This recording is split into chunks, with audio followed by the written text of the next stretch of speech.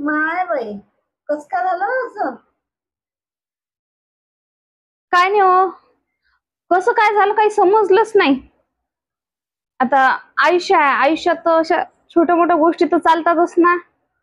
काय सांगू तुम्हाला सखूबाई. काल सकाळून काल सकाळून पायटी सुटली माय. दारात सगळा टाकला आणि पैशानं खस खस खस दात घासले, तोंड धुतलं. आणि मोठी सून म्हणते म्हणते आत्याबाई चहा केला, चहा घ्या. घेतला ना माय, गिलास भर चहा घेतला मी. आपण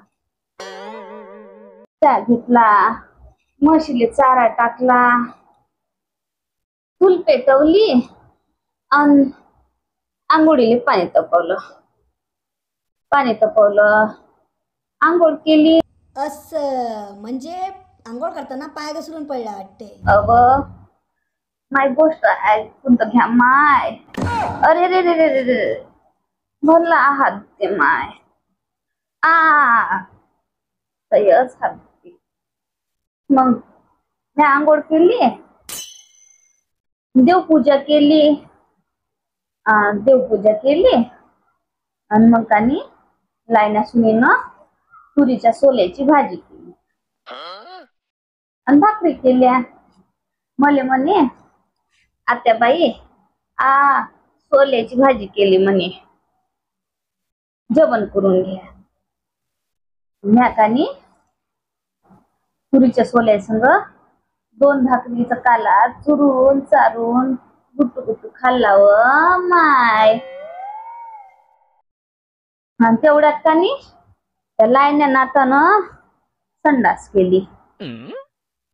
आता म्हटलं तिसरी भाकर घ्यावा, तर मंदातच हागलं माय. भलं बाजिंद्या फोकण्याचं आहे.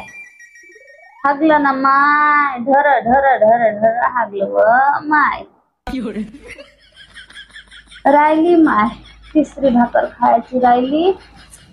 पहिले गेली, त्याले धुतलं आणि आता म्हटलं घरात यावा, तिसरी भाकर खावा.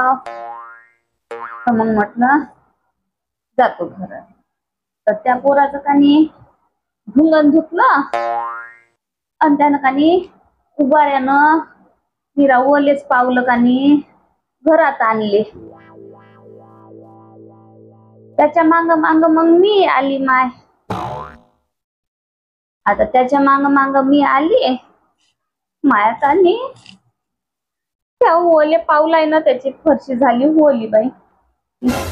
मग मा कानी त्या ओल्या फरशीवरून पाय घसरला व माय. पटली कानी